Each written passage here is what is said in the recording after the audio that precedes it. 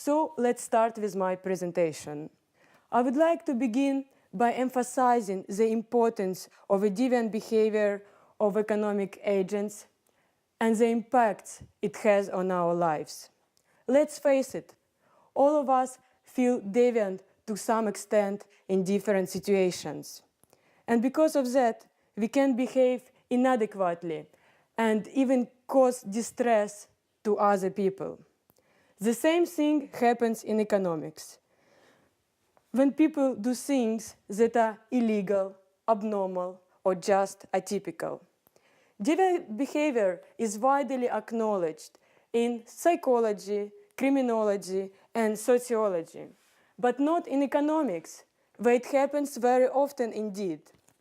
Let me move on to giving you a few examples. We would all agree that committing suicide, killings, violations of social norms is considered abnormal or deviant. This leads me to a point that bribing a judge to get a satisfactory outcome of the trial, corrupting the teachers to get a better mark at the exam, is a deviant behavior too, which happens in economics almost on a daily basis. Let's now turn to what we consider to be a deviant behavior in economics.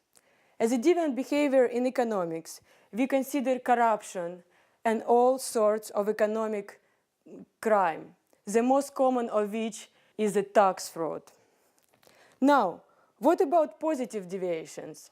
They do exist as well. And though sometimes they can present themselves as negative deviations, later on, they can become forward-pushing changes, especially in real emerging economies.